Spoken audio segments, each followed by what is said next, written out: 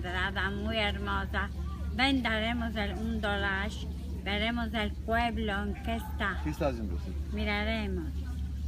Salieron caminando, le dijo el rey al visir, ya sabes, le dijo, yo quiero estar una noche con tu mujer. Dísele que para la noche va a beber un café con tu mujer, se lo dices, a mí ya me traes café. Bueno, señor rey, le dijo el visir, se espanta.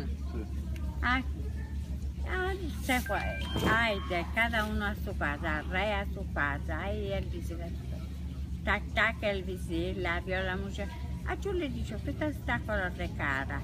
No te mandes, mujer. El rey dijo que para la noche va a querer beber un café contigo. Sí, está bueno, muy bueno. Le dije, dile a mañana, lo estoy esperando a beber un raqui con el rey. Y al día se levantó el visir, se vistió, se fue ante el rey. ¿Qué fue? Le dijo el rey, ¿surgiste a tu mujer? Sí. Para la noche Shabbat, lo estoy esperando a beber un raqui. Un raqui. Vino noche Shabbat, a las 9 de la hora, se vistió el rey, se fue, tac, tac, la puerta, la vio la mujer. Yo, señor rey, no sabe qué placer me hiciste, que esto de sentir de mi marido que me quisiste noche Shabbat. Venir a visitar, vengas en las buenas horas. Ella por aquí apareció una mesa. Una mesa. Tomó una pineta de huevos corralados, los voy a dar. Una pineta blancos, una pineta de amarillos, una pineta de colores, la hinchó la mesa. Y en medio metió 2 vasos con un aquel de aquí. Sí. Primero le coció café.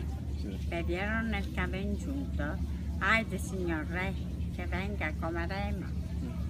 Se sentaron, Boirón le dijo, tomaron el raqui, tomaron un huevo, comieron. Después le dijo, señor rey, ¿y de este que tomo? Tomo y de este. ¿Y de este? Sí. Le dijo, todo está mismo sabor. Le dijo, señor rey, todas las mujeres son mismo sabor. Con esto que se va con su mujer, que todas las mujeres son mismo sabor.